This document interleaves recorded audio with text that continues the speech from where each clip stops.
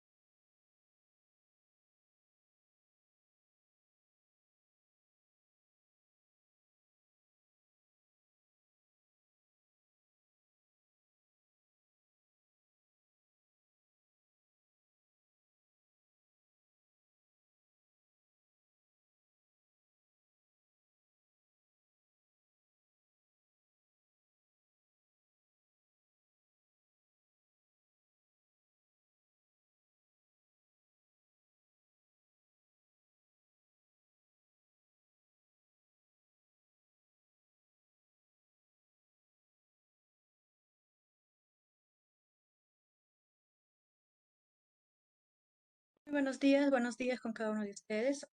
Vamos a iniciar la clase. Voy a compartir. Dame unos minutitos, por favor.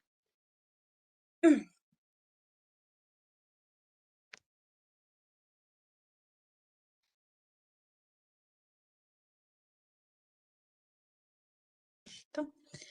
Buenos días con cada uno de ustedes. Soy el magíster Valeria Rivera Cienfuegos, de profesión médico veterinario, docente de la Facultad de Veterinaria y también pues docente de Cipreval ya varios años. Entonces les voy a enseñar el curso de biología en estas 11 semanas. Bueno, hay que sacarle el mayor provecho nada más. Voy a compartir, a ver,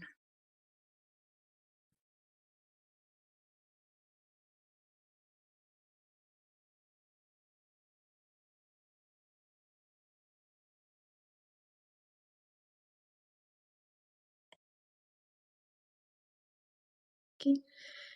¿Me confirman, por favor, si lo observan? ¿Se observa? ¿No se observa? ¿Se escucha bien el audio? Sí, Buenos días, Miss, todo profesora. correcto. Sí, sí se Buenos escucha días, Miss. normal. Sí. Sí, Miss. Hola, Sí se hola. escucha, Miss, pero no se observa. ¿No se observa? Sí ¿Los se demás? Sí observa. se puede observar, Sí, Miss. solamente su presentación, Miss, la de su nombre Ya, y todo el bien. curso. Listo. Muy bien, Todo jóvenes. oscuro. Entonces, vamos a iniciar. Para entender un poquito de lo que viene a ser la biología, es muy importante primero saber un poquito sobre su historia, ¿verdad? Entonces, cuando nosotros nos referimos a lo que viene a ser la biología, hay que tener en cuenta que ya existe bastante información. 32.000 años atrás, ya el hombre realizaba algunos tipos de pinturas, imágenes, dibujos sobre los primeros o los seres vivos que ellos consideraban. Esto lo podemos encontrar en las galerías de pintura rupestre, en las cuevas de Chauvet, esto en Francia, en donde claramente se observan estas imágenes sobre los principales animales, plantas considerados como seres vivos para el hombre. Seguimos avanzando, hace poco más de 10.000 años, cuando ya el hombre comenzaba pues a vivir en grupos, realizaba este proceso de caza, recolección, agricultura, también comenzaba a relacionarse con su medio ambiente y con todo lo que lo rodeaba. Y hacía una pequeña diferenciación entre cuáles eran las plantas, por ejemplo, comestibles, cuáles sí, cuáles no, qué plantas se podrían utilizar de manera empírica, tal vez para curar algunas enfermedades, animales que servían como fuentes de proteínas y también algunos animales que servían para el beneficio del hombre.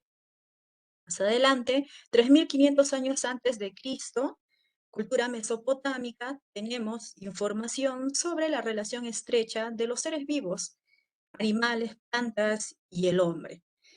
3.200 años antes de Cristo, cultura egipcia. Los egipcios fueron una de las culturas más desarrolladas que nos han dado mucha información en base a la medicina. No solamente porque de aquí nace el famoso, pues, este lavado de manos que hasta el día de hoy nos ha servido en esta pandemia, también las primeras letrinas o baños públicos también nacen aquí, los famosos maquillajes, pero sobre todo aquí podemos hacer bastante énfasis en la relación bastante estrecha que tenía el hombre, por ejemplo, con los animales, considerados muchos de ellos como dioses, seres supremos, algunas formas mitológicas o formas de fusión entre un humano y algunos animales, plantas muy bien utilizadas para la medicina. Ya aquí se realizaban incluso amputaciones y otras formas de conocimientos que se podrían haber compartido. De aquí básicamente podemos mencionar que ya se conocía ampliamente de un significado de lo que vendría a ser la vida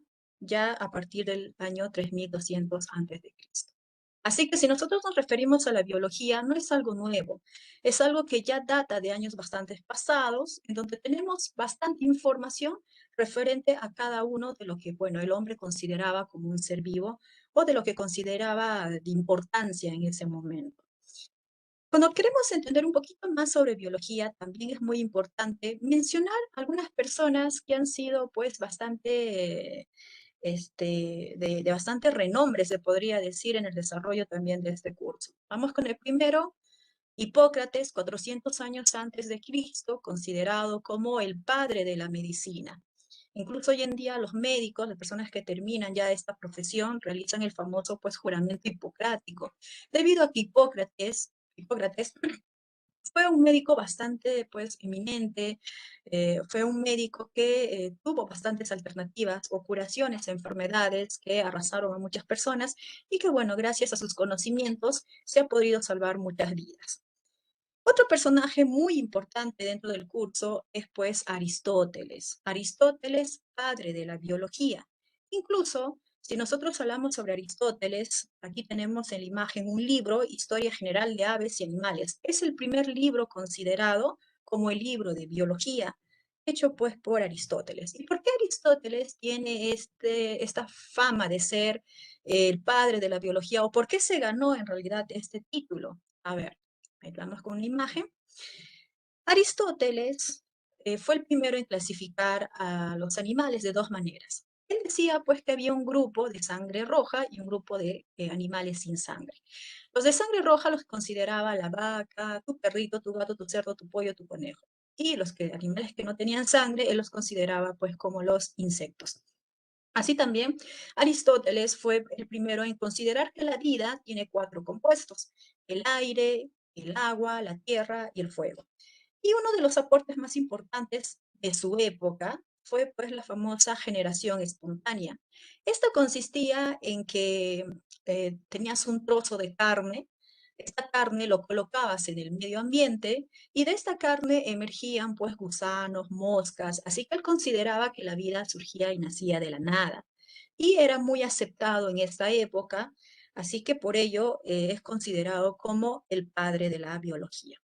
Bueno, otro personaje también que he querido mencionarlo es Teofrasto, quien es considerado como el padre de la botánica, debido a que él es el primero en hacer esta selección sobre quién es árbol, qué es arbusto, qué es hierba, qué es una gramínea, qué es una leguminosa, y sobre todo los aportes y conocimientos desde un inicio hacia las plantas. Existen más científicos, existen muchos, tal vez nos pasaríamos toda la mañana hablando de ellos, pero he querido mencionarles los más importantes. Tal vez más adelante en otras clases mencionaremos a Mendel, a Charles Darwin, entre otros personajes ilustres. Basado en ello, podemos decir que el término biología ya data de años bastante antiguos, en donde muchos científicos han tratado de darle una explicación sobre los seres vivos y sobre cómo nosotros hemos surgido a medida pues que han ido avanzando en conocimiento. Entonces, basado en ello, vamos con biología. Biología como tal, como palabra biología, esto nace, ay, internet, ya, esto nace a principios del siglo XIX, como palabra, biología, más no como seres vivos. Recordemos que ya de seres vivos tenemos pinturas rupestres, ya hemos hablado de algunos científicos muy conocidos de épocas antiguas, sino como palabra en sí, biología, nace en el siglo XIX, pronunciado por primera vez por un científico francés llamado Jean-Baptiste de Monnet, famoso caballero de Monnet, le decían.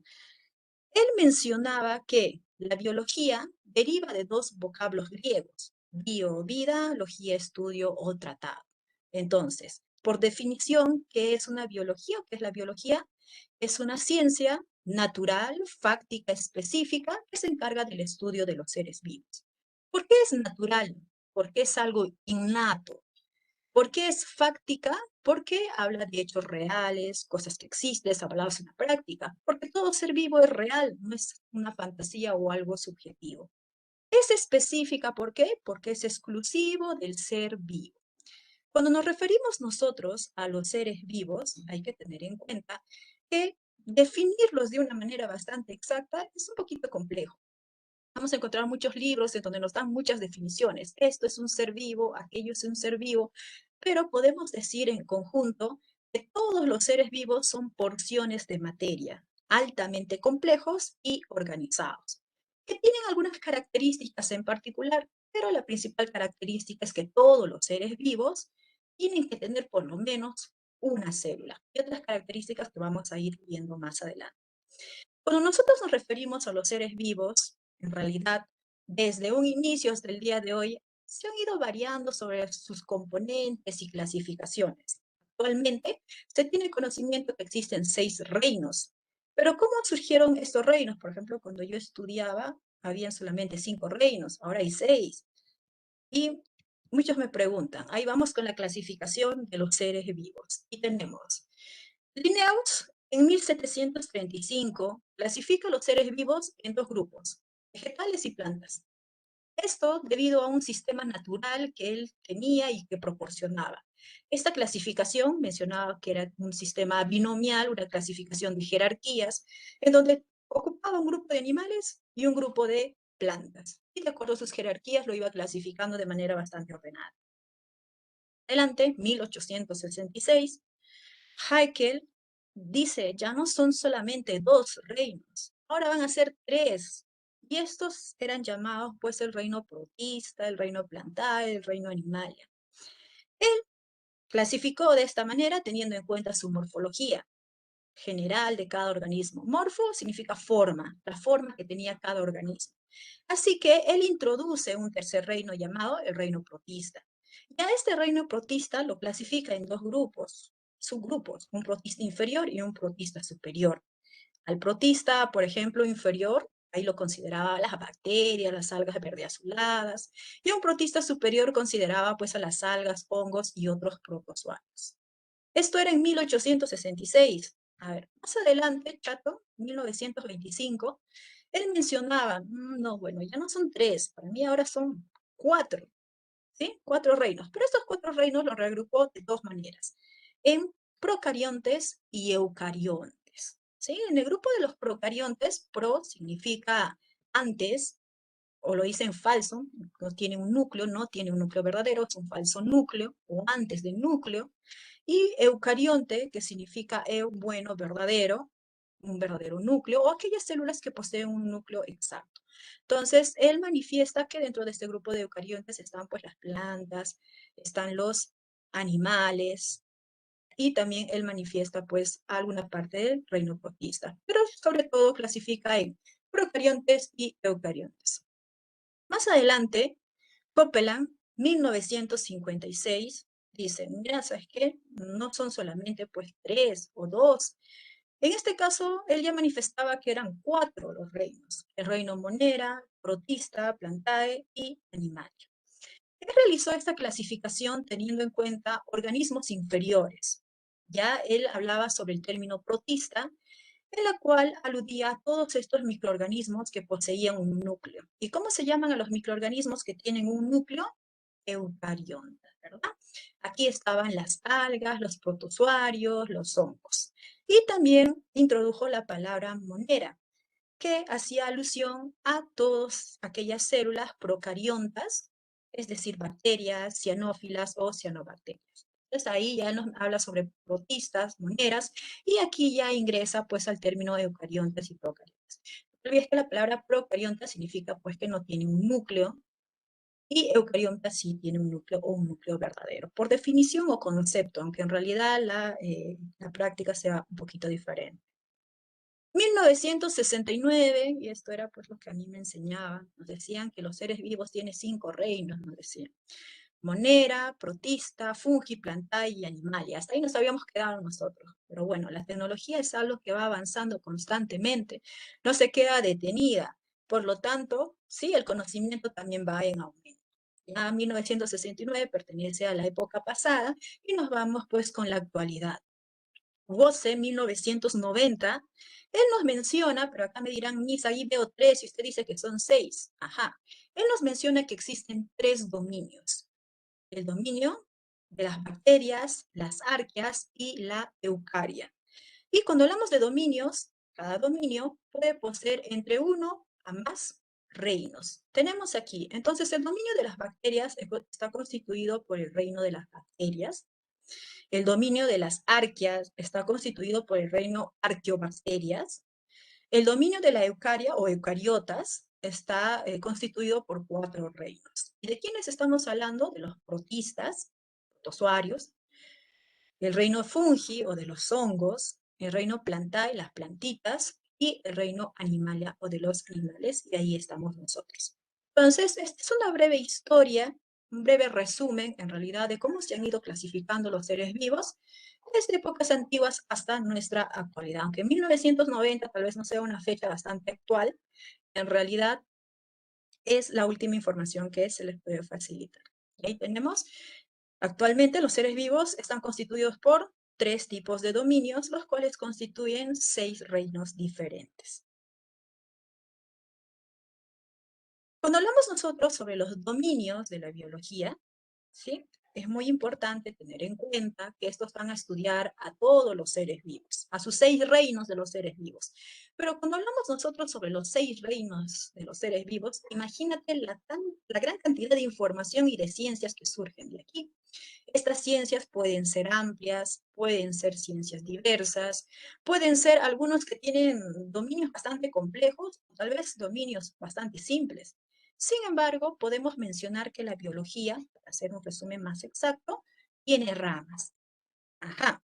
Cuando hablamos nosotros de las ramas de la biología, vamos a agruparlo en 3 grupos. Tenemos el primero, según su materia estudiada, según la materia que estamos estudiando, ¿sí? ¿Cuál es cuerpo, la función, o cuál es el ente que nosotros queremos estudiar, cuál es la materia, el organismo que queremos estudiar, ¿bien? Según la materia estudiada.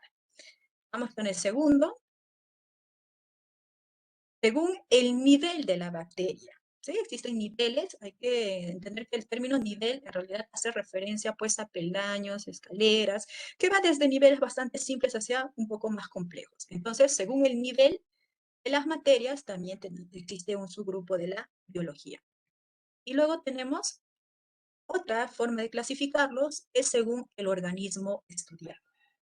Que vamos con algunos ejemplos o algunas ciencias de cada uno de estos grupos. ¿Existen más? Existen muchos más, pero estas son las que vamos a mencionar en su mayoría. Entonces tenemos, según la materia estudiada, las más representativas, morfología. Morfo significa forma.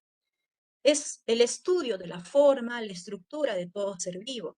Recordemos que no todos los seres vivos somos de la misma estructura, no todos somos pues circulares, cuadrados o larguitos. La forma es variable según la especie o según el ser vivo. Algunos pues son, ¿cierto? A manera pues de felinos, a manera pues de plantas, o algunos son pues a manera de aves. Entonces la estructura incluso de una misma especie es variable. Entonces, morfología. Estudia la forma y estructura de un ser vivo. Fisiología. La palabra fisio significa funciones. Ciencia que estudia las funciones de los seres vivos. Genética viene a ser la ciencia que se encarga del estudio de la herencia. Es esta transmisión de información de generación en generación. ¿Por qué me parezco a mi mamá? ¿Por qué tengo los ojos de mi papá? ¿Por qué tengo el cabello de mi abuelita? Entonces, genética. Es aquella ciencia pues, que estudia la transmisión de la herencia de generación en generación.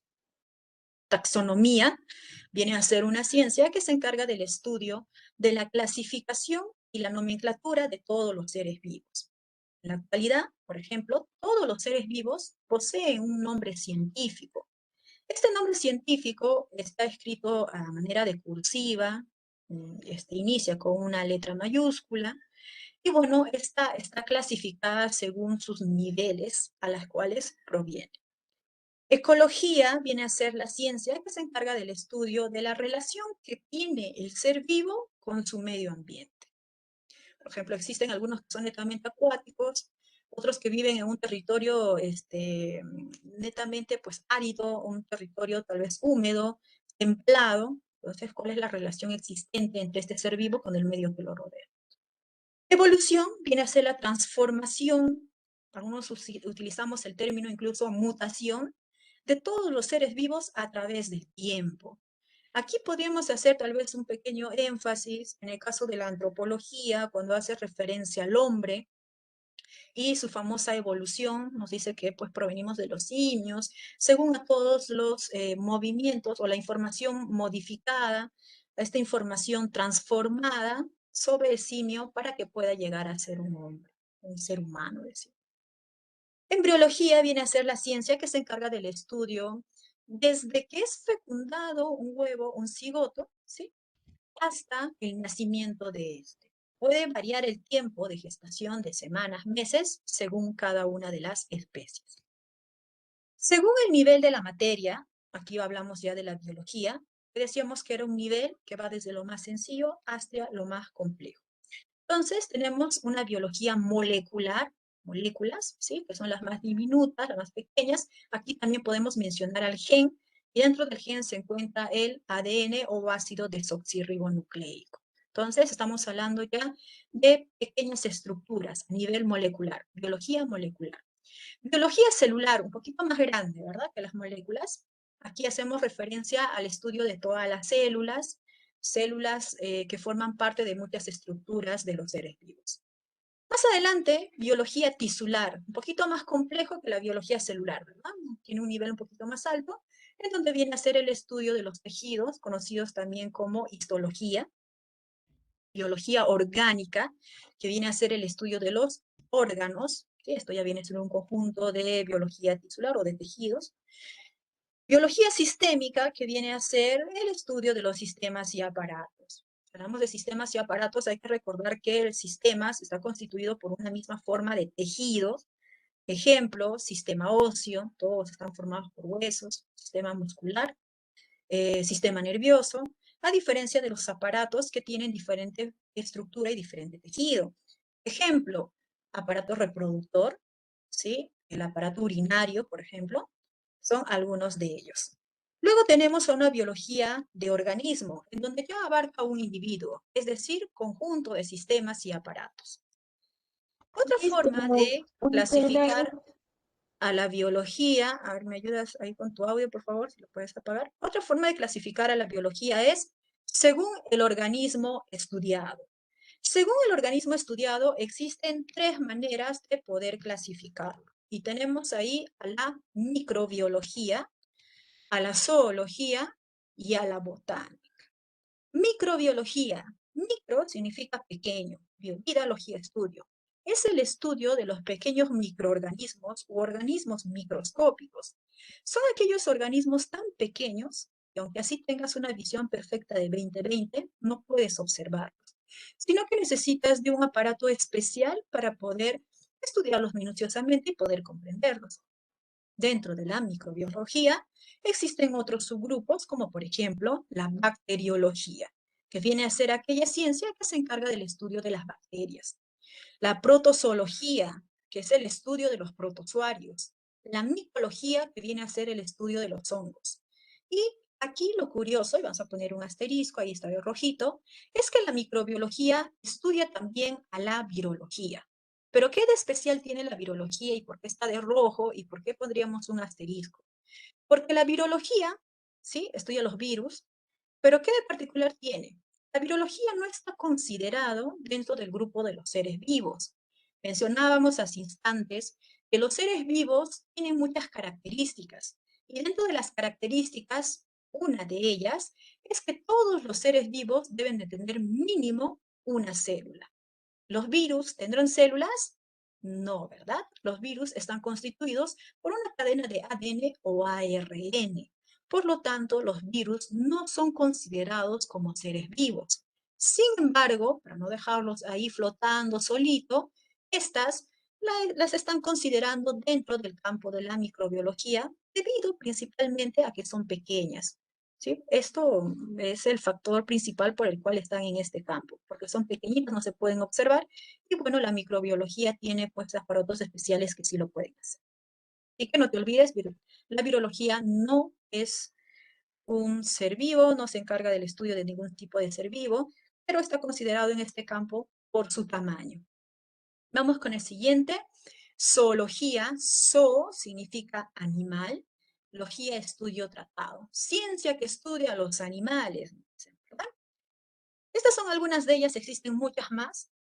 Y tenemos ahí la helmintología, que viene a ser una ciencia que se encarga del estudio de los gusanos. Cuando hablamos de gusanos, podemos mencionar que existen 2 grupos, gusanos redondos y gusanos planos. Algunas diferencias, a ver, gusano redondo existe pues macho y hembra, decimos, en un dimorfismo sexual, macho y hembra. Ejemplo de un gusano redondo, el Ascaris lumbricoides, que se asemeja mucho a estos gusanos redonditos que vemos en la tierra, ¿sí? Los vemos en muchos animales adentro, en su intestino. Y los gusanos planos, podemos mencionar a la Taenia solium, la tenia, que es larga, blanquita, es hermafrodita, quiere decir que es macho y hembra. A diferencia pues de los gusanos redondos, que hay un gusano redondo macho y un gusano redondo hembra. Mientras que las tenias o gusanos planos son hermafroditas, tienen ambos sexos. Herpetología viene a ser la ciencia que estudia los reptiles. Dentro de los reptiles están pues aquí a los cocodrilos. Si existieran los dinosaurios, estarían pues en esta rama, ¿verdad? En la herpetología, en los reptiles. Anfibiología, ciencia que estudia los anfibios. Aracnología, ciencia que estudia a los arácnidos, las arañitas, las tarántulas. Entomología, ciencia que estudia a los insectos. Ornitología, ciencia que estudia las aves. Aves que vuelan y las que no vuelan. ¿Sí? Porque no todas, ojo, tienen esa característica. Por ejemplo, la gallina es un ave que no vuela. ¿Sí? Existen aves, por ejemplo, que migran y otras que no migran. De acuerdo a su alimentación, también es bastante variable. Ictiología viene a ser la ciencia que estudia los peces. Malacología viene a ser la ciencia que estudia los moluscos. Carcinología viene a ser la ciencia que estudia los crustáceos. Mastozoología, o conocida también como pteridología, viene a ser la ciencia que estudia los mamíferos. Aquí estamos nosotros, ¿verdad? Etología, comportamiento, bueno, de ciencia que estudia el comportamiento de los animales. Eto, sí, significa comportamiento, ¿verdad? Eto, comportamiento, logía, estudio de los animales. Cuando hablamos nosotros de la etología, por ejemplo, en el caso de la psicología, que se quiere entender un poco el comportamiento. Existen muchos tipos de investigación que tratan de entender a los animales. O sea, alguien tiene un perro, un gato, ha visto alguna película tal vez, como esta película de Hachi y otras películas, en donde vemos la estrecha relación que tiene el hombre con los animales. Y la etología quiere entender y comprender cómo surge esta relación. ¿Habrá alguna manera de poder hacer que estos animales nos comprendan, nos entiendan? Bueno, existen muchos experimentos. Uno de ellos nos dice que una forma de etología o de entendimiento es por medio de los sonidos. Una persona dijo, ajá, quiero ver si mis patitos me entienden. Por ahí se compró 6 patos y él comenzaba a repetir el sonido pues, que hacen los patitos, ¿verdad? Cuá, cuá, cuá, cuá, y quería ver pues si los patitos le seguían o no le seguían, si de verdad existía la etimología. Y bueno, la respuesta es que sí, de verdad, los patitos le seguían cuando emitían este sonido. Así que se produjo una especie de comunicación, decimos, a partir de un sonido llamado, pues, dentro del campo de la etología. Entender un poco el comportamiento de los animales. Botánica, ciencia que estudia a los vegetales. Aquí podemos hablar de la fitología, por ejemplo, ficología, perdón, ciencia que estudia las algas. Carpocología, ciencia que estudia carpofrutos, frutos. Palinología, ciencia que estudia el polen. Botánica criptogámica, por ejemplo, acá se menciona 2, a la biología, que estudia los musgos, y la eridología, que estudia los helechos. Y tenemos a la botánica fanerogámica, que viene a ser aquellas plantas que poseen una semilla. Entonces, continuando un poquito con nuestra clase, ahí tenemos en nuestro libro de Cepreval, tenemos un pequeño cuadro, cuadrito número 1, y nos habla sobre las principales ramas de la biología. Aquí he colocado las principales ramas, porque imagínate que colocaba todas las anteriores, nos pasaríamos toda la mañana, así que vamos a mencionar exclusivamente las que están ahí en ese cuadrito. Y comenzamos con bioquímica. ¿Qué es la bioquímica? Viene a ser una rama de la ciencia que se encarga del estudio de la composición química de todo ser vivo. Cuando hablamos de composición química, ¿sí? Nos estamos refiriendo a todos estos procesos vitales, esenciales, que forman parte de un ser vivo. Es decir, nos referimos pues exclusivamente a los carbohidratos, lípidos, proteínas, ácidos nucleicos.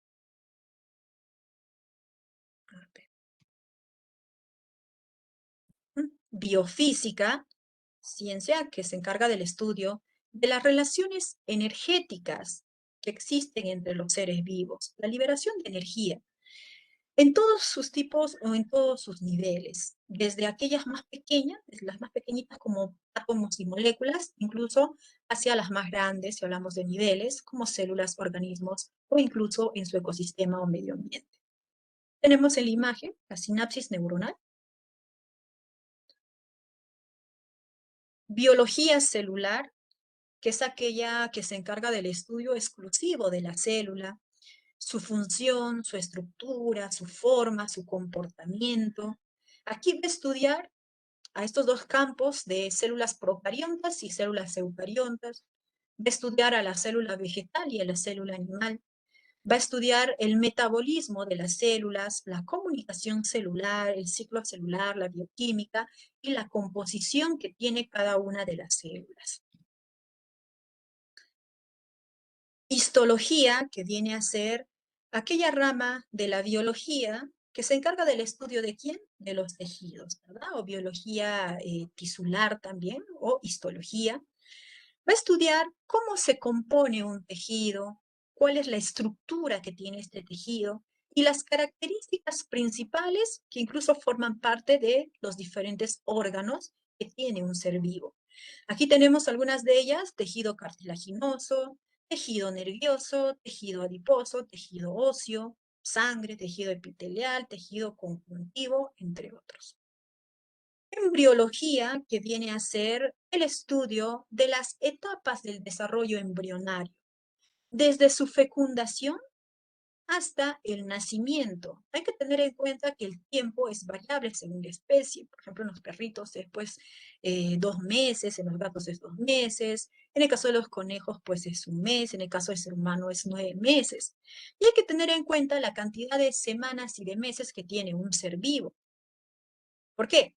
Porque muchos de ellos, muchos de los organismos, muchos de los aparatos, de los sistemas que tiene un ser vivo, es desarrollado dentro de los primeros días de las primeras semanas. En el caso del hombre, se dice que hasta el 6º mes ya está completamente desarrollado. El último aparato en desarrollarse es el aparato respiratorio.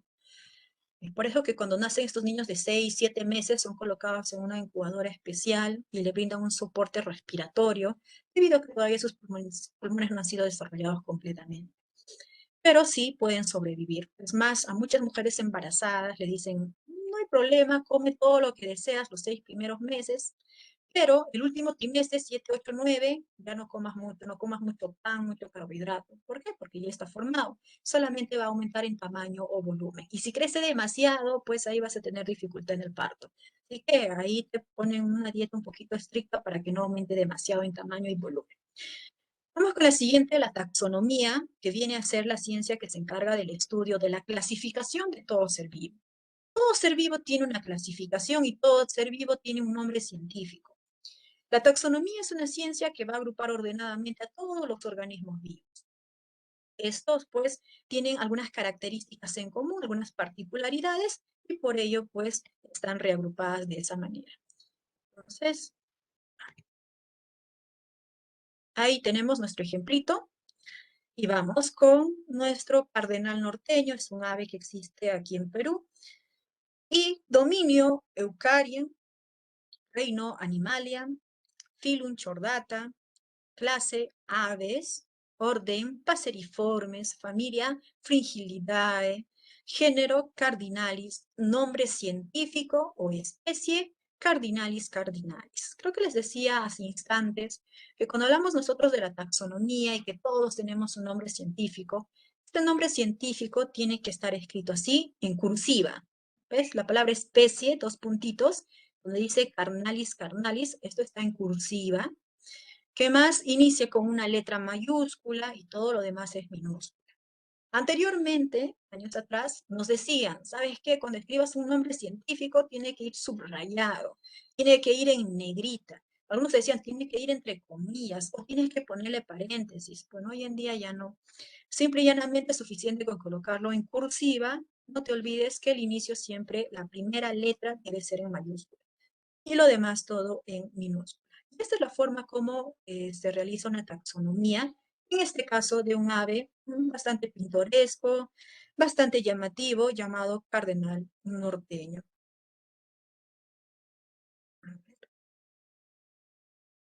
Vamos con la siguiente, microbiología, micro, pequeño, decíamos, sí, pequeño. Es aquella ciencia que se encarga del estudio de los microorganismos u organismos microscópicos. Son tan pequeñitos y tan diminutivos que aunque tengas una visión perfecta 20/20, no puedes observarlos. Necesitas un microscopio electrónico de preferencia, para que lo puedas observar perfectamente. ¿Quiénes decíamos que estaban aquí? Ya lo hemos visto. Bacterias, ¿cierto? Hongos, protozoarios. Hay pequeños microorganismos. Y aquí también están pues los virus. Virus también están por acá. Aunque los virus no estén considerados dentro de los seres vivos. Evolución, cuando hablamos de la evolución, viene a ser aquello pues que estudia los cambios que experimentan todos los seres vivos con el paso del tiempo. Algunos para mejorar y adaptarse, ¿cierto? En el caso, por ejemplo, de las iguanas, que estas se han ido adaptando, cambian de coloración según el lugar o el ambiente en donde estén para evitar ser pues depredados por otros animales. Así como la iguana, existen otros tipos de especies que a medida del tiempo se han ido adaptando. Incluso existen algunos órganos que ya no lo utilizan y que estas han sido o se van volviendo rudimentarias. En el caso del hombre, nuestro apéndice, por ejemplo, que en realidad no nos suma ni nos resta su existencia, pero el hombre, pues yo imagino que en algún momento de su vida tal vez ha servido para algo, podría habernos servido. Tal es el caso que nos menciona dentro de una de las teorías de antropología, en donde nos dice que el hombre proviene de los simios, esto debido a que ha encontrado uno de los simios más famosos llamado Lucy, ¿verdad? Y el desarrollo, pues, cognitivo que tenía este animal que lo diferenciaba de otros. Y de ahí en adelante se han encontrado estos restos fósiles de desarrollos de estos animales y hoy en día, pues, existen teorías en la antropología que nos dicen, ajá, mira, provenimos de Lucy debido a todos estos avances, mutaciones genéticas, desarrollos que ha tenido el hombre. Pero genética, que viene a ser aquella que se encarga del estudio de la herencia. Decíamos, la transmisión de todas estas características, variaciones de generación en generación. ¿Por qué los nietos tienen ojos verdes? ¿Sí? A veces se salta de generación en generación, ¿sí? De abuelos a nietos, de padres a hijos, etc. Y aquí también podemos hacer bastante énfasis en que toda la información genética es almacenada y acumulada, ¿dónde? En el ADN o ácido desoxirribonucleico. Y este ADN se encuentra dentro del cromosoma. Y todos los seres vivos tenemos una cantidad de cromosomas diferentes, variables, según la especie. Etología, que decíamos que era la palabra eto, eto es comportamiento, ¿verdad? Comportamiento de los animales. Aquí en la etología se estudia mucho la parte de lo que es psicología experimental, como el ejemplo de los patitos que les decía, de este hombre que quería entender si podía comunicarse con estos patitos. Así que hizo este experimento de reproducir el sonido de un pato y ver si los patitos podían seguirlo o no. Así que existe una psicología de manera experimental, en donde va a estudiarse cómo es el comportamiento de un animal en medios naturales, cómo se desenvuelve en un medio natural, cómo se desenvuelve en un ambiente de libertad, en un ambiente de cuarentena, en un zoológico, en nuestra casa, en un laboratorio y en los diferentes campos en los cuales uno puede estudiar. Es muy diferente observar un mismo animal en diferentes ambientes. Por ejemplo, ¿no? Si hablamos del famoso zorrito Rum Rum, que hace tiempo estaba ahí en la noticia, estos zorritos, el comportamiento que uno lo observa en libertad es muy diferente al comportamiento que tiene este animal, que ha sido pues criado como parte de una familia, ¿verdad? Algunos decían hay que devolverlo a su hábitat natural, pero en realidad si hacían eso, pues posiblemente el zorrito no viva ni un día porque es una presa bastante fácil para muchos depredadores, debido a que él no tiene la adaptabilidad frente al medio, pues que otros zorritos sí lo han tenido. Así que es bastante importante el conocimiento que uno puede tener referente al comportamiento que tiene cada uno de los animales. Zoología, ciencia que se encarga del estudio de los animales. Y no es porque estudie un animal y ya, en realidad la zoología abarca la fisiología, la morfología, la biología, la etología, la distribución, la ecología de cada una de estas especies. Recordemos que no todas las especies viven en un solo ambiente. Dependiendo de qué tipo de especie, nosotros vamos a encontrar en muchos lugares de nuestro planeta Tierra.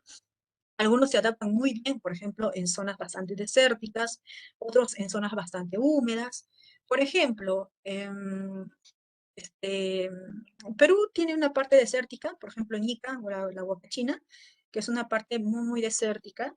Y hace muchos años, por ejemplo, las personas que venían de Egipto, de estas zonas áridas que existen en el otro continente, traían de regalos, pues, muchos camellos, nos traían camellos, existen dos tipos de camellos, ya nos traían muchos camellos para que se puedan adaptar. Hoy en día, bueno, creo que he visto un reportaje que ya se están adaptando, pero todos los camellos que nos regalaban, toditos se morían. Es porque no le dábamos de comer, y algunos decían, pero si tiene el mismo clima, ¿qué sucede? En realidad, la adaptabilidad que existe entre una especie y otra especie, a veces es un factor muy, muy determinante, incluso el lugar en donde está. Es que por eso es que en el Perú no existen pues camellos, como sí existen en otros lugares, pese a que nosotros tenemos partes desérticas que tienen los mismos climas similares o iguales incluso. Botánica es aquella ciencia que se encarga del estudio, ¿sí?, de las plantas, los vegetales, de estudiar su fitoquímica, citología vegetal, histología vegetal o tisular, metabolismo y las funciones que tiene cada una de estas plantas. Micología es aquella ciencia que va a estudiar a los hongos, conocida también conocida también como micetología. Si hablamos de hongos, se divide normalmente en dos grupos. ¿Cuáles son estos dos grupos? El grupo de las levaduras u hongos levaduriformes, conocidos también como organismos unicelulares, y los hongos filamentosos o conocidos como organismos multicelulares. Lo tenemos aquí, ecología, que viene a ser aquella ciencia que se encarga del estudio de la relación que existe entre los seres vivos con el medio ambiente que los rodea. ¿Sí? La biología en un ecosistema. Aquí podemos mencionar que existen especies que se adaptan muy bien como especies que no se adaptan. Un ejemplo de especie que no se adapta era pues el camello, lo que les decía, ¿verdad? Lindo sería tener camellos aquí en Perú. Eh, Otro ejemplo, a ver, de algo que sí se adapta es en el caso de la trucha. Por ejemplo, la trucha, esta no es oriunda de Perú, es un pez de Estados Unidos, la cual se ha adaptado perfectamente a nuestro clima peruano. Tanto es así que incluso hay variabilidad en color y en tamaño, cosa que incluso en su país no existe. Y hoy en día, pues, Perú es uno de los países que exporta este pez, trucha, a su país de origen, a Estados Unidos. Bueno, voy a compartir la siguiente diapositiva. Tengo. Y mis disculpes, si en el examen me da para marcar la ciencia que estudia las ballenas. A ver, las preguntas, ahí lo vamos a leer al final, antes que nos gane. Tenemos todavía 11:38. Ya, retrocede la diapositiva. Jóvenes, voy a subir todas las diapositivas al aula virtual para evitar que tomes captura de pantalla o estés escribiendo, porque la idea es que prestes atención. De ahí al final voy a responder las preguntas y dudas para evitar por ahí, pues, generar vacíos. Muy bien. Entonces, vamos con las características de los seres vivos. Cuando nosotros hablamos sobre los seres vivos, les decía hace instantes, que existen algunos parámetros que trata de definir cuándo es un ser vivo, cuándo lo es y cuándo no lo es. En este caso, por ejemplo, cuando mencionábamos que una mínima característica de un mínimo parámetro es que tenga por lo menos una célula, lo cual excluía completamente ¿a quién? Al virus. Y cuando nosotros hablamos de las características de los seres vivos, hay que tener en cuenta que incluso vamos a encontrar libros que los separan en bióticos y abióticos. La palabra biótico, biovida, se referencia a todos los que tienen vida, y abióticos a los que no lo tienen. Por ejemplo, un ejemplo de abiótico sería el agua, que incluso forma parte de un 60% de un organismo vivo, sin embargo es algo abiótico, mientras que algo biótico pues sería una planta, un animal, etc. Entonces ahí tenemos algunos ejemplos de las características de los seres vivos. Cuando buscamos características de seres vivos, según los autores, vamos a encontrar varias. Algunos nos dicen son 7, otros nos dicen son 8, son 9, son 10. Yo he encontrado uno en donde solamente dice que es una sola característica, pero en coordinación pues con CEPREVAL y para que todos tengamos la misma información, se ha considerado solamente a 7 características. Hay más y hay más según los autores, para que no te confundas, ¿sí? Y recuerda pues que en los exámenes viene de lo que se enseña, así que solamente vamos a considerar a 7 características. Y tenemos el primero, metabolismo. Cuando nosotros nos referimos al metabolismo, este viene a ser un conjunto de reacciones químicas, en donde se suele transferir información, o transformar una materia, pero para transformar una materia, ojo, es muy importante tener en cuenta que se debe de liberar energía. Cuando ya se habla de energía, se habla principalmente sobre la existencia del ATP, adenosín trifosfato, para tratar de mantener un sistema termodinámicamente muy abierto, muy equilibrado en realidad. Ahí tenemos. Cuando hablamos nosotros sobre el metabolismo, vamos a encontrar dos, catabolismo y anabolismo.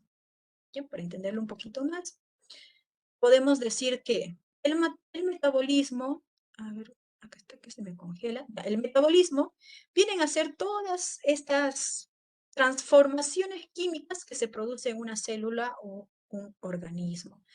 ¿Para qué se realiza un metabolismo? Primero, para obtener energía del medio ambiente. La energía es sumamente importante para el desarrollo de un ser vivo. Otro punto importante es la obtención de moléculas características de su propia célula. Recordemos que toda reacción química tiene que tener pues una ruta o metabólica. ¿Esto? Ya. Los seres vivos tienen una relación muy importante con todo su entorno, ya que necesitan de materia y energía y sobre todo poder intercambiarlos.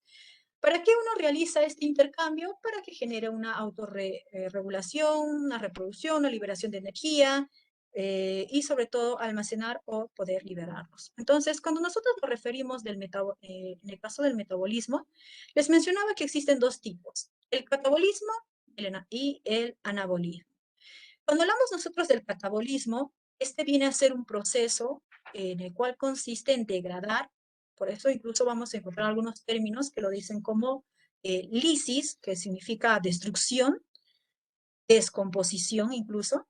Es un proceso que consiste en degradar, descomponer de manera oxidativa a muchas moléculas o nutrientes, sobre todo aquellas que son bastante complejas, como por ejemplo los glúcidos, los lípidos, las proteínas, y los cuales pues se van a ir formando en productos de desecho, como por ejemplo el CO2, el hidróxido de carbono, por ejemplo. Y se suele obtener en este caso el ATP y un poder reductor. Mientras que en el caso del anabolismo, que ya es lo contrario, simplemente lo volteamos, el cual pues consiste en de moléculas bastante complejas, vamos a liberarlo en moléculas de moléculas bastante simples a moléculas bastante complejas. Es un proceso de biosíntesis, porque aquí ya va a unir, no va a descomponer, en donde básicamente va a reducir, ¿cierto?, todas estas moléculas en polisacáridos y proteínas. Algunos precursores sencillos, por ejemplo, tenemos a los monosacáridos, a los nucleótidos y a los aminoácidos. Aquí existe un gasto de energía, ¿sí? Y el ATP se va a descomponer. Aquí tenemos algunos ejemplos. En el caso del catabolismo, tenemos la respiración celular y la glucólisis. Y en el caso del anabolismo, tenemos la fotosíntesis y la síntesis de proteínas. Movimiento, que viene a ser otra característica. Cuando hablamos del movimiento, Cuando hablamos del movimiento, aquí podemos mencionar dos aspectos importantes. El primero, cuando nosotros agrupamos en un primer punto a todos los leucocitos, que son las bacterias que sirven de defensa a un ser vivo frente al ingreso de algún tipo de microorganismo patógeno o aquello que nos quiere transmitir alguna enfermedad. Los leucocitos, pues, se encuentran parte de nuestras defensas y por lo tanto va a tratar de evitar que nosotros podamos desarrollar una enfermedad. Tenemos los leucocitos, tenemos bacterias, tenemos protozoarios y los animales. Cuando hablamos de estos, referente al movimiento, estos realizan un movimiento que se llama taxia. Este movimiento taxia puede ser un movimiento guiado por un estímulo que puede ser positivo o puede ser negativo.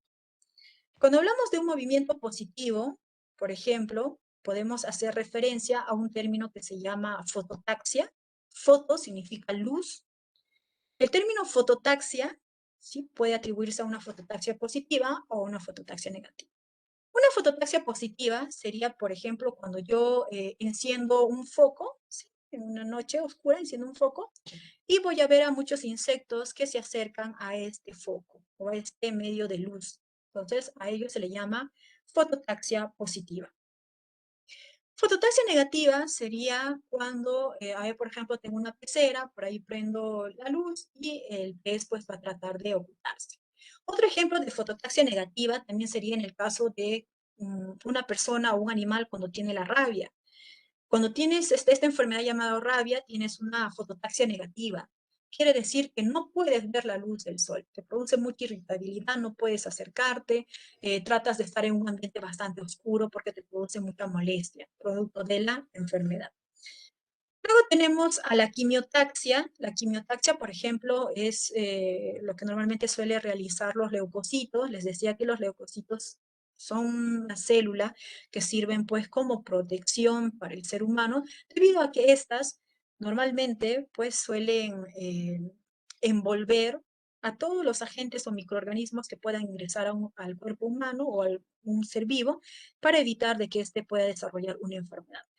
Aquí tenemos una quimiotaxia positiva, ¿sí? Por ejemplo, ahí tenemos en esta fotito unos leucocitos y vemos que está bastante pequeño el ingreso, por ejemplo, de algún tipo de bacteria que puede producirnos una enfermedad. Estos normalmente los envuelven y de esta manera evitan que estas bacterias se puedan reproducir, puedan generar daños y de alguna manera puedan producir pues esta enfermedad. Cosa que no ocurre normalmente en los virus porque, bueno, los virus ya viene a ser un caso muy diferente y es por eso que muchas veces los virus son considerados un poco más patógenos que en realidad una bacteria. Luego tenemos a la cinesia. ¿Sí? Cuando hablamos nosotros de la cinesia, viene a ser un movimiento coordinado, sin estímulo y es voluntario. Como por ejemplo, cuando uno le sonríe a una persona, ¿verdad? Ahí pasa tu mejor amiga, le sonríes, o tal vez pasa ahí un profesor que no te cae, le miras molesto, o tal vez pues alguien te ha dado un billete falso, pues también le miras molesto, entonces es una cinesia, es un movimiento voluntario que uno lo realiza, ¿sí? Mientras que la ataxia viene a ser un movimiento o estímulo involuntario, descoordinado, como por ejemplo en el caso de las convulsiones, cuando existe este proceso de epilepsia, por ejemplo, una epilepsia, si no consumes tus pastillas en un determinado momento, puedes producir un cuadro de convulsión. Existe una ataxia debido a que las personas generan movimientos incoordinados, se muerde la lengua, se golpea fuertemente la cabeza y otras partes del cuerpo de manera bastante brusca. Entonces, ahí se le puede mencionar como ejemplo a la ataxia.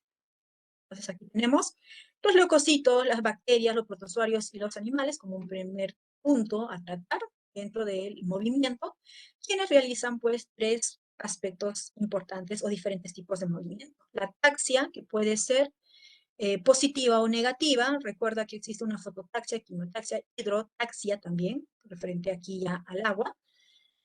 La cinesia, ¿sí? Es cuando lo realiza de manera voluntaria y la ataxia es cuando lo realiza de manera involuntaria. Ahora vamos a ver otro punto importante que viene a ser ya las plantas. Cuando hablamos nosotros de las plantas, podemos mencionar como una forma de movimiento al tropismo. El tropismo viene a ser un movimiento guiado por un estímulo.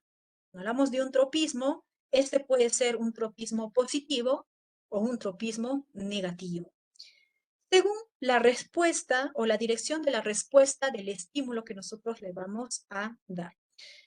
Es positivo si está dirigido hacia el estímulo y es negativo si está dirigido en sentido contrario. Un ejemplo sería, tenemos una planta y tenemos como estímulo la luz.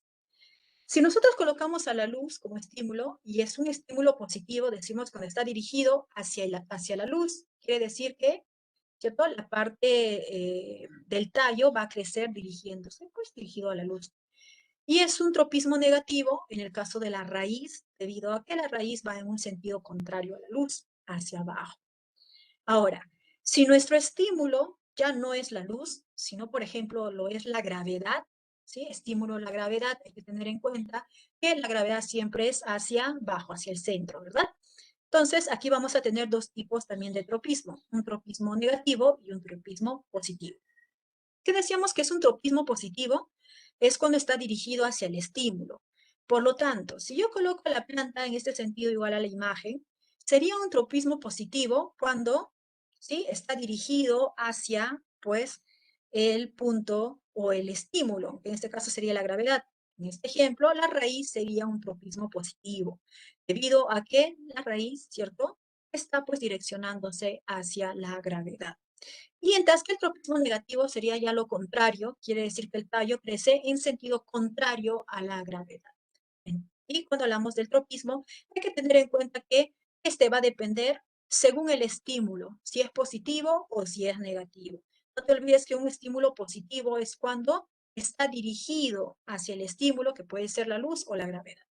Y un estímulo negativo es pues cuando va en sentido contrario. Otra forma de movimiento de las plantas es la nastia, que viene a ser movimientos pasajeros de una planta, es una respuesta a un estímulo que se da en un determinado momento. Un ejemplo sería las plantas carnívoras. Estas plantas pues se encuentran en se encuentran en un momento perdón, se encuentran en un momento sin moverse, podemos decirlo, ¿sí? Quietas, ahí está el término, están quietas. Y cuando se acercan pues algunos tipos de insectos, reaccionan de manera bastante rápida, dan una respuesta bastante rápida a este estímulo y se cierran. Entonces, este es un pequeño ejemplo de la nastia. Ahí también tenemos a las mimosas. Tenemos otras plantas, por ejemplo, que cuando uno se le acerca e intentas tocarlo, ¿sí? La planta automáticamente se marchita. Te alejas y en cuestión de segundos, pues otra vez la planta vuelve a emerger. Entonces, son ciertos movimientos pasajeros que realiza una planta con la finalidad, pues, bueno, este es un movimiento relacionado a un estímulo. Quiero cambiar esto. Vamos con otra característica de los seres vivos. Sensibilidad e irritabilidad.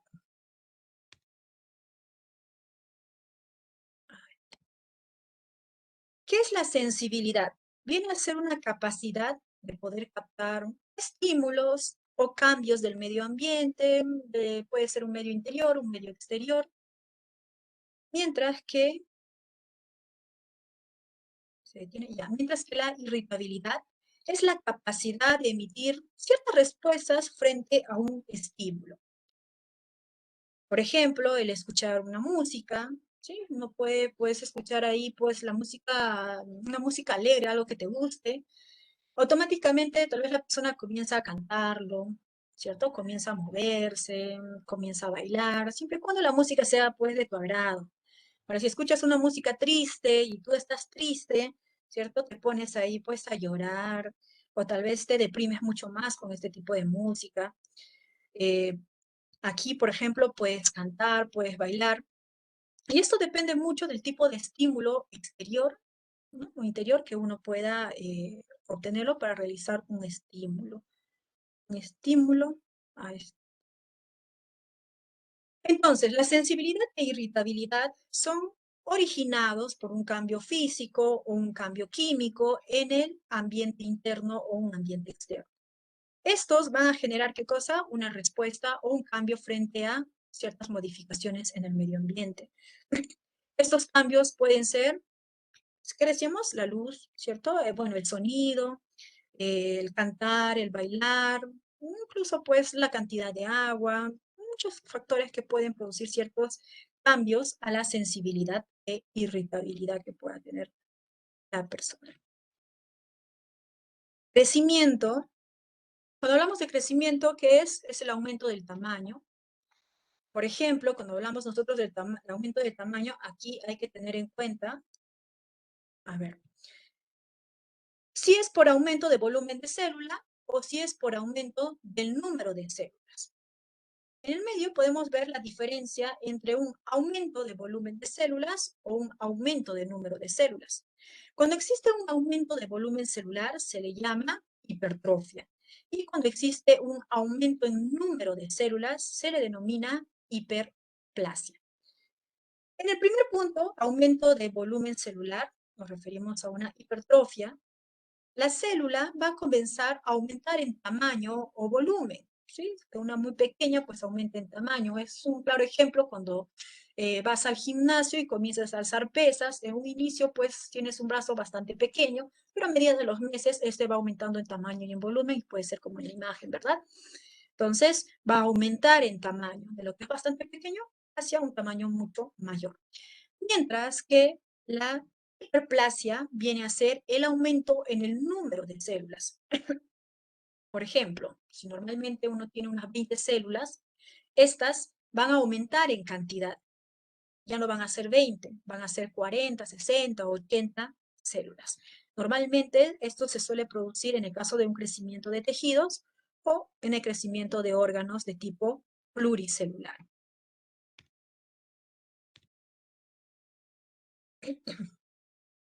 La homeostasis homeostasis. Ya. Es un estado constante.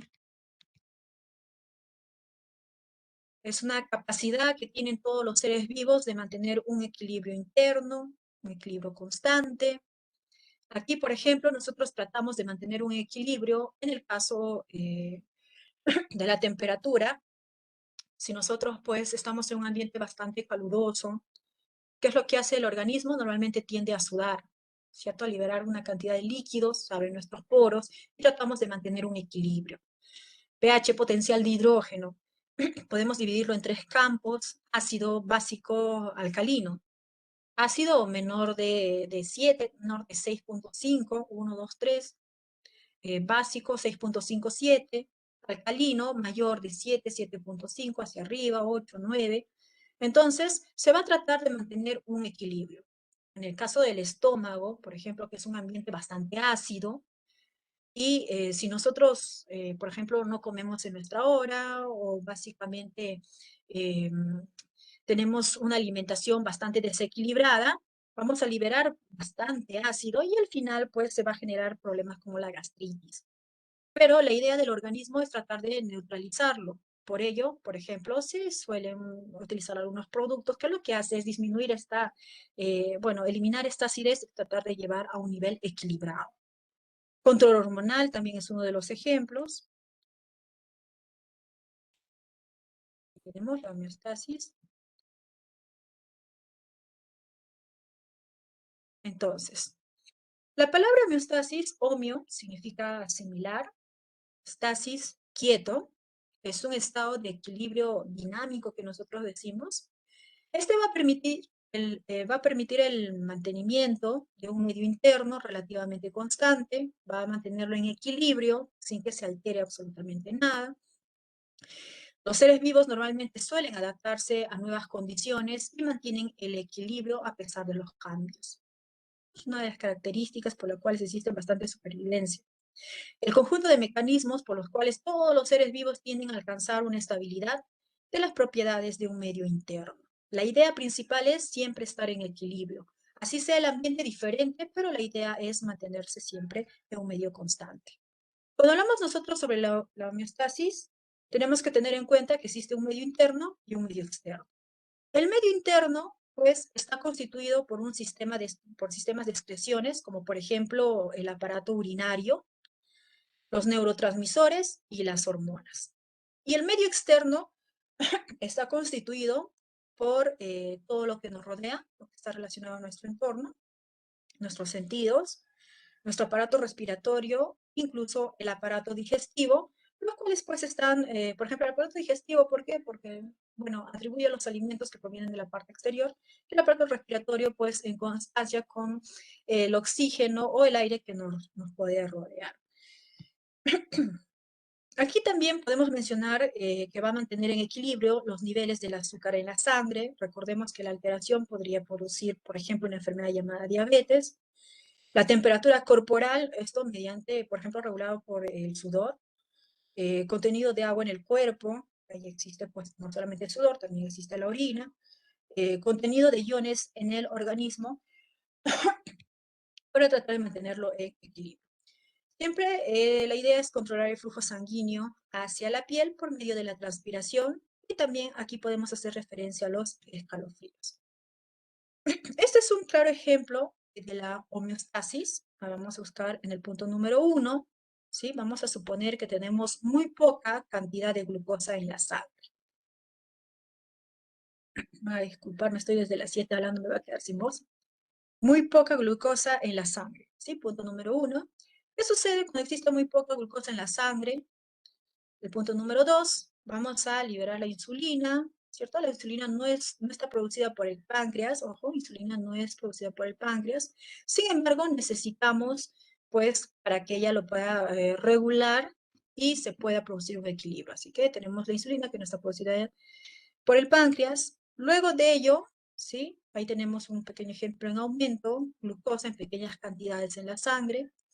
La menor cantidad de glucosa, ¿cierto? Normalmente estas no ingresan de manera directa en la célula, porque imagínate si tenemos poca cantidad de glucosa. este ingreso a la célula nos quedamos sin glucosa, ¿verdad?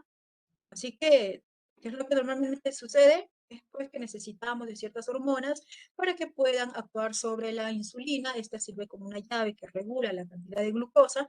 Se libera la glucosa y de esta manera pues hace posible que la glucosa pueda liberarse al torrente sanguíneo y esta puedan ingresar hacia otras células, siendo una fuente de energía para todas. Y entonces la glucosa se incrementa en la sangre y de esta manera se produce una regulación, ¿cierto? Un equilibrio. Así que si tenemos nosotros niveles muy bajos, tratamos de elevarlas hasta llegar a un nivel bastante neutral. Y si tenemos niveles muy altos, vamos a tratar de disminuirlos, con la finalidad, pues, sobre todo de que se pueda regular. Entonces, ahí hablamos de una osmorregulación. Esta también está producida por los pulmones, cuando nosotros exhalamos, por la piel, decía, mediante el sudor, y por los riñones a través de la orina. Vamos con la siguiente, reproducción. Cuando hablamos nosotros sobre la reproducción, es la capacidad de generar nuevos individuos de su propia especie, ¿verdad?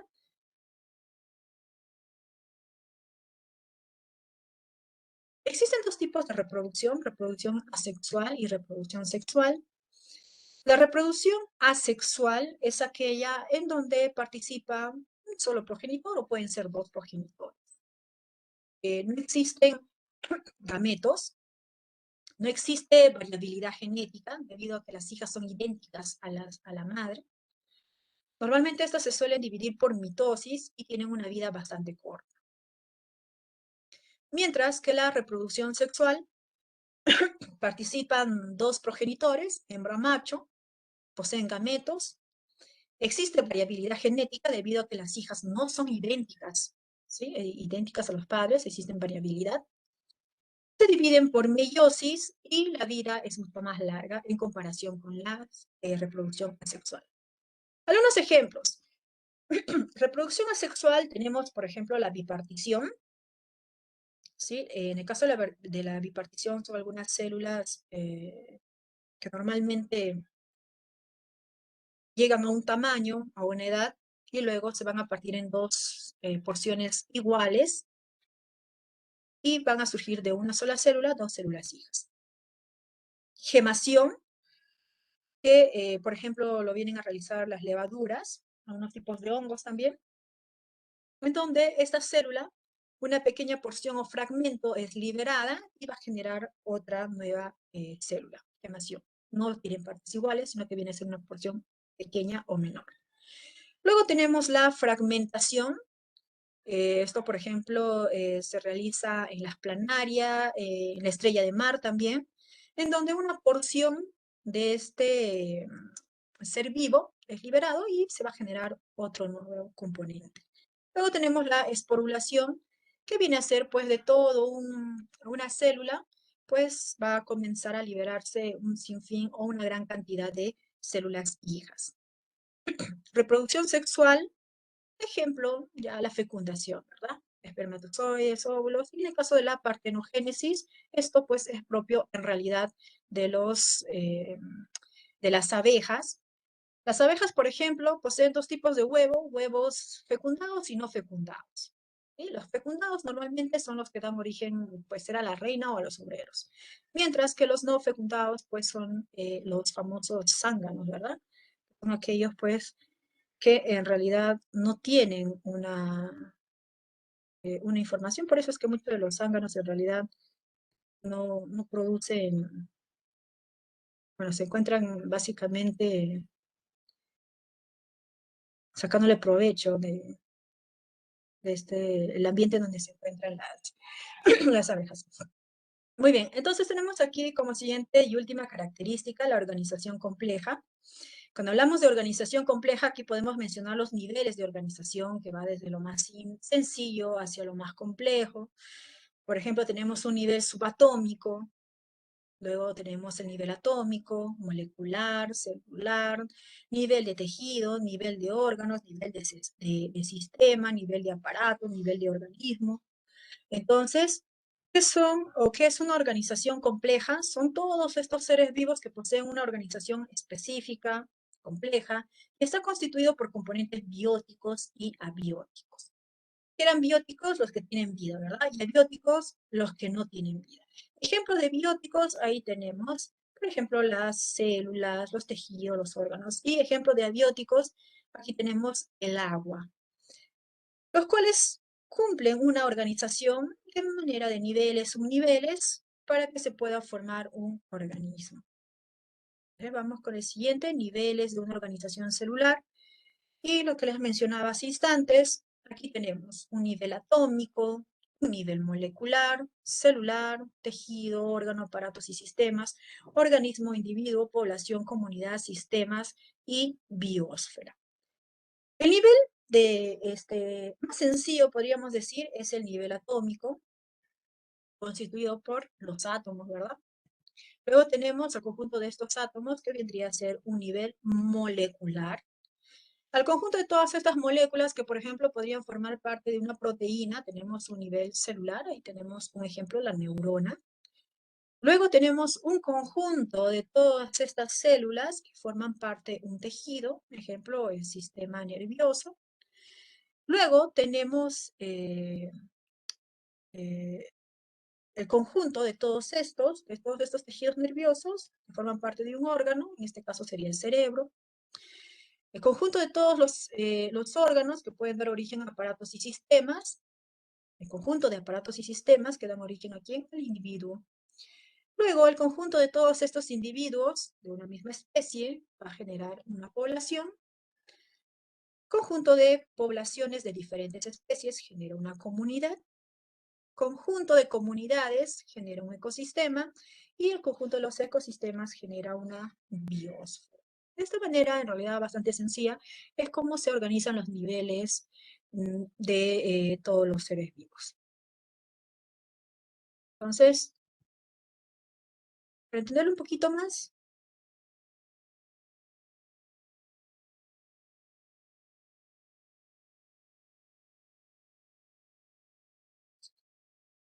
vamos con abiótico o el nivel químico. Recordemos que aquí se encuentran todas aquellas que no tienen vida, ¿verdad? Entonces vamos desde lo más sencillo, según los subniveles, existen 4. El nivel o subnivel, perdón, atómico, molecular, macromolecular y supramolecular, que son abióticos. Dentro del subnivel atómico, ¿sí? Átomos, hidrógeno, cloro, oxígeno, sodio, magnesio. Entonces, ahí tenemos átomos, conjunto de átomos, las moléculas como el agua, sales minerales, clorofila, lípidos, aminoácidos, ribosa, desoxirribosa. Luego tenemos a las macromoléculas como los ácidos nucleicos, las proteínas, los polisacáridos. Luego tenemos las supramoléculas, aquí tenemos los virus, por ejemplo, algunas estructuras que forman algunas enfermedades incluso. Tenemos aquí al VIH que desarrolla la enfermedad llamada SIDA, el virus de la hepatitis, el virus del ébola, el adenovirus, el virus de la influenza o la gripe, que nosotros lo conocemos, y algunas otras formas complejas que representan los virus. Este es un primer nivel llamado nivel químico abiótico, ¿cierto?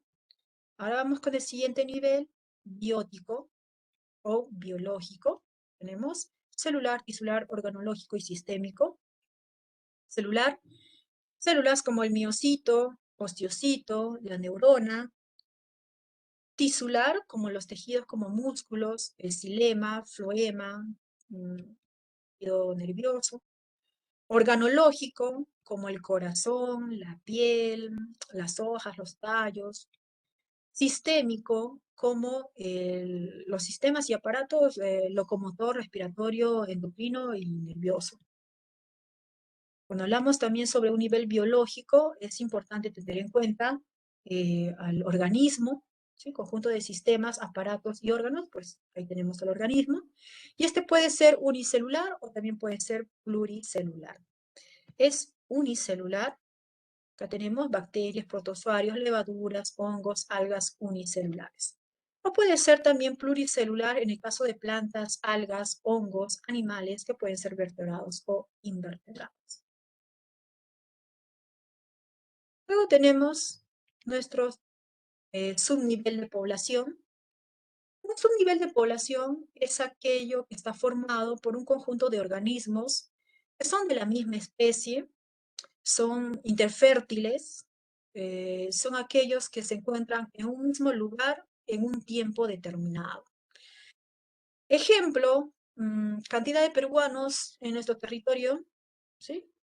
Una misma especie. El cardumen del salmón, que se encuentra pues en determinadas épocas del año, reagrupadas, eh, por ejemplo, para poder migrar de un lado a otro.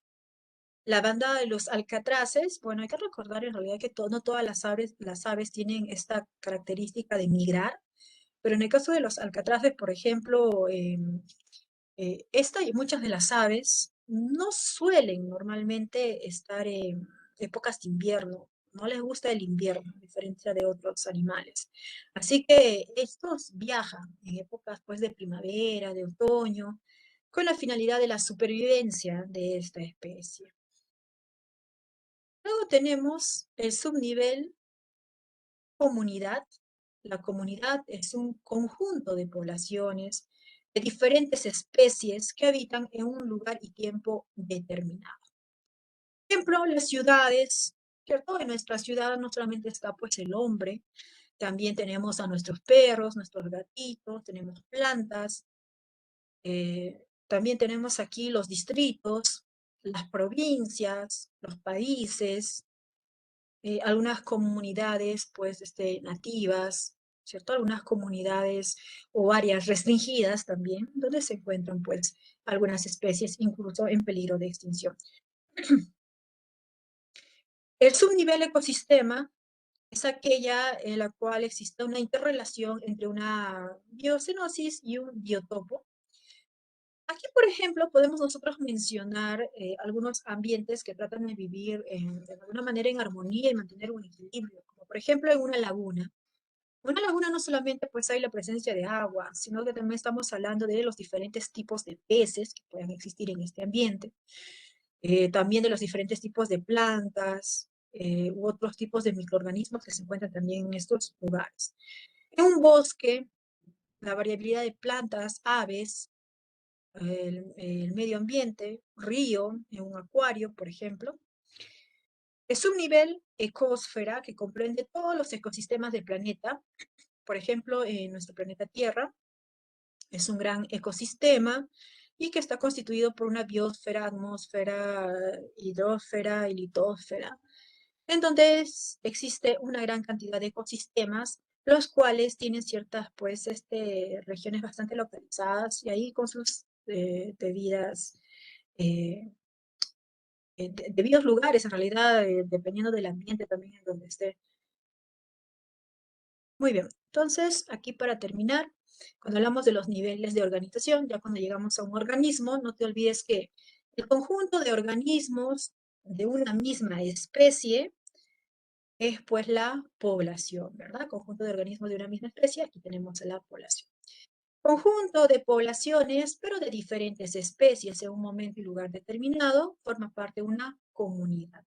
Entonces ya no solamente estamos hablando, en este caso, de un ciervo, sino acá tenemos una tortuga, aves, vacas, etcétera, que están en un momento y lugar determinado. Conjunto de comunidades forma parte de un ecosistema, donde ya no solamente hablamos de una especie o tres en particular, sino que ya está referido incluso al medio ambiente que lo rodea. Y conjunto de ecosistemas viene a ser la biosfera. Listo. Entonces voy a dejar de compartirlo. Ahí nos quedan minutitos. A ver, las preguntas, dudas, la escriben, por favor.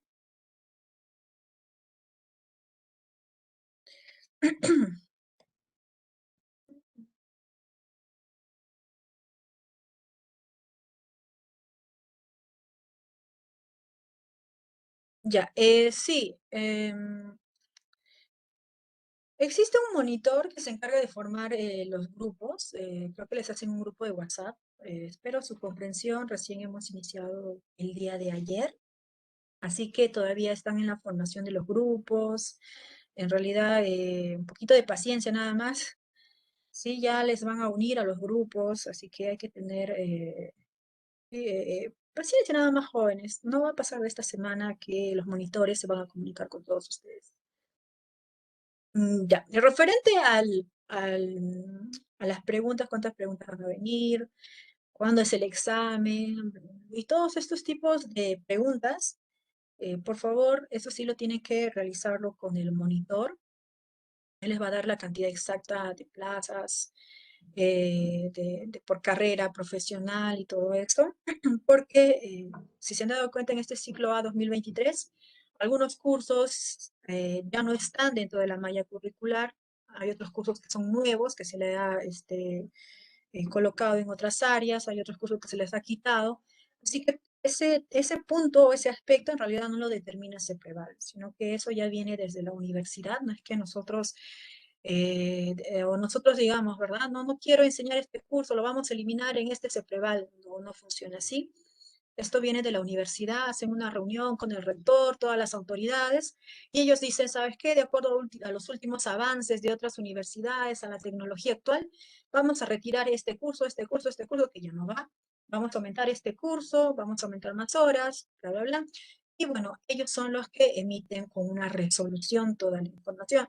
Y CEPREVAL tan solo se adecua como, pues, es lo correcto que uno podría hacer, ¿no?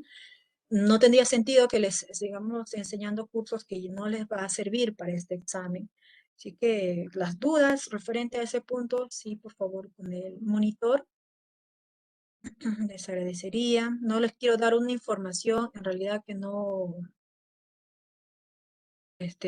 lo tengo disponible referente a la cantidad de vacantes, número de preguntas y todo eso. Ah, aquí está, el monitor está escrito en el grupo de WhatsApp. Sí, recién lo estoy viendo. Me dice que Olger es el monitor. Ya, ha creado un grupo de WhatsApp y bueno, le ha dejado el link. Los que todavía no se han unido pueden hacerlo antes que cierre la plataforma, porque cuando ya lo cierro no pueden unirse, así que ahí tenemos el link. Ya, traten de unirse los que todavía no lo han hecho.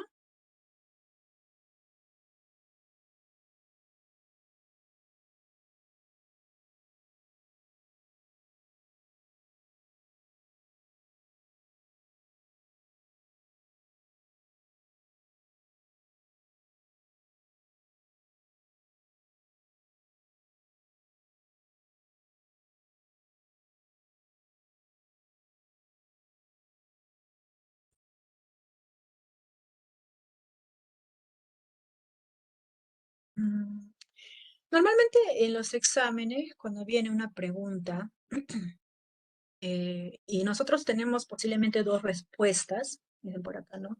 Y es, ¿qué pasa si en mi examen viene quién estudia la ballena? ¿Cuál marco? ¿La ictiología o la mastozoología?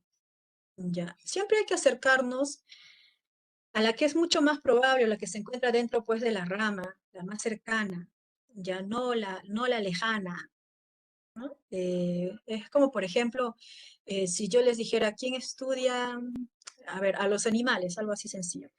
¿Quién estudia los animales? ¿La biología o la zoología? Ambas se encargan del estudio de un ser vivo. Sin embargo, la más cercana y la que atribuye al concepto es pues la zoología. Lo mismo ocurre cuando nosotros tengamos dos respuestas que creamos que son supuestamente ambas, hay que tener en cuenta el criterio de que debe utilizarse la terminología a la cual corresponde esta palabra. ¿Ya? Bueno, esto se considera aquí, por ejemplo, en la UNEVAL, que más o menos las preguntas vienen en ese contexto, que son preguntas de tipo, algunos lo dicen incluso memoristas, descriptivas, ¿verdad? Lo que nos enseñan al pie de la letra viene, ¿sí? Zoología, debajo. ¿Sí? Pero en caso, por ejemplo, de otras universidades, como la San Marcos, ahí vienen puntos a favor y puntos en contra. Cuando te hacen algunas preguntas, a ver, sería como, esto lo he visto, creo, en una pregunta del examen. En el caso de la orina, cuando te dice cuál es el principal elemento químico, elemento de la tabla periódica que posee pues la orina. ¿no? Y muchos marcan según su criterio, o según lo que nos enseñan en los libros, cuando en realidad la respuesta muchas veces no es como lo dicen, ¿verdad? Si uno le pregunta, por ejemplo, cuál es el elemento químico, claro, que existe en abundancia en la orina, ¿cuál sería su respuesta de ustedes? Elemento de la tabla periódica que existe en abundancia en la orina. ¿Sí? En la orina. ¿Qué tendrá? Sodio, potasio, hidrógeno, urea. Entonces, cuando a nosotros nos enseñan ese punto, sabemos pues que dentro de lo que viene a ser la relación entre sodio y potasio, que tiene una célula a nivel intra o extracelular, nos enseña, ¿verdad? Sodio, potasio, todas las relaciones que existen y todos los libros que nos enseñan siempre están relacionados ahí. Entonces, cuando alguien nos hace una pregunta de esta manera, y sabemos pues que el sodio está fuera de la célula y el potasio está dentro de la célula, y nos preguntan cuál será el elemento que abunda en mayor cantidad en una orina. Según nuestra teoría y según lo que nos enseñan, nos dirían que es el sodio, ¿verdad? Sí, el sodio nos dirían. ¿Por qué? Porque es un líquido extracelular, según lo que nosotros sabemos, pero en realidad en San Marcos las preguntas son más de tipo, eh, por competencia, le dicen, ¿no? Que sirve para que tú puedas razonar un poquito y no siempre la respuesta es lo que tú crees. ¿Por qué? Porque cuando nos hablan de elementos de la tabla periódica, en realidad sabemos nosotros que todo ser vivo está constituido por el agua, ¿sí? El agua, H2O. Por lo tanto, cuando nos hacen ese tipo de preguntas, normalmente la respuesta no es sodio, no es potasio. En realidad ellos hacen referencia a que la respuesta es el agua. Así que depende mucho del contexto, depende mucho de qué universidad te estás postulando para que puedas tener una respuesta correcta. En el caso de la Uneval, les decía que las preguntas son netamente de tipo memoristas. Tú te memorizas al pie de la letra, etiología, mitología, y bueno, en el examen te pregunta y tú lo respondes. Pero si es la San Marcos, va mucho más allá de aprenderme como un Padre Nuestro, ¿no? Sino que significa que tengo que tener en cuenta mis conocimientos para poder marcar la respuesta correcta. La San Marcos, pues, tiene puntos en contra, ¿sí? El examen, si no me equivoco. Cada vez que marcas mal, pues te restan, ¿no? Y cuando marcas bien, sí te ponen puntos mayores. Algo así lo he estado viendo. Creo que para que pruebes tienes que tener 200 puntos, si no me equivoco. Ujú.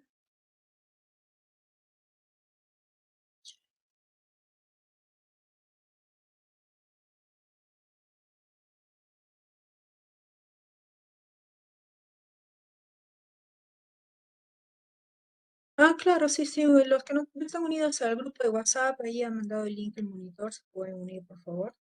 Mm, Ahí está su número telefónico también.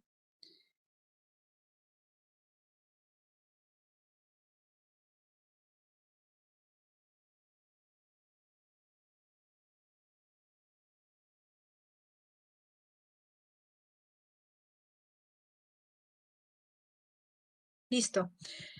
Entonces, los que todavía tengan alguna dificultad, se agregan por favor al link del grupo de biología. Ahí tenemos, acá me dicen Uria, bueno, depende a qué universidad vas a postular, en realidad varía la respuesta.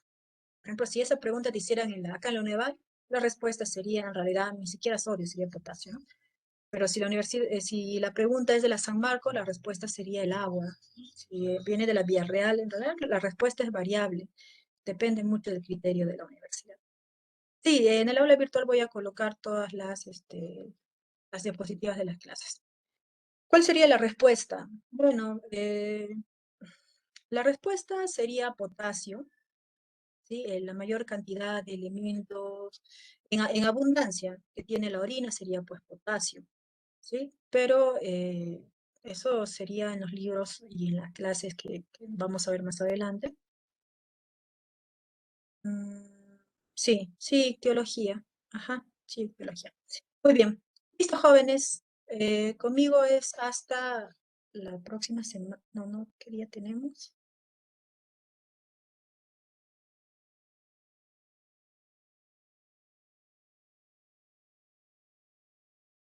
Es el aula.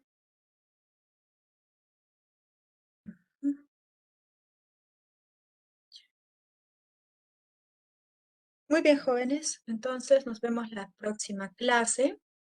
Éxitos con cada uno de ustedes. Sí, ajá, el día viernes. Sí, conmigo es hasta el día viernes. Cuídense mucho. No se olviden estudiar. Hasta luego, jóvenes. Sí, las clases lo voy a subir el día de mañana, jóvenes, porque ahorita estoy todavía poniendo las fechas. Disculpa, ¿la siguiente clase va a resolver los ejercicios Sí. del libro? Bueno, yo les sugiero que ustedes lo vayan respondiendo, porque en realidad las preguntas están facilitas, ¿verdad? No es cosa de todo el mundo. Pero la siguiente clase voy a ponerles otro tipo de preguntas, ya que, que son diferentes a las del libro, pero si tienen alguna duda, me lo hacen saber, por favor. Pero he visto las preguntas que están facilitas, ¿ya? No están difíciles. Vamos a Entonces ver otras preguntas tal vez un poquito más difíciles. Miss, Ya he hecho entonces, Sí, entonces lo resolvemos, ¿no? ¿O todavía? claro, eso queda a criterio.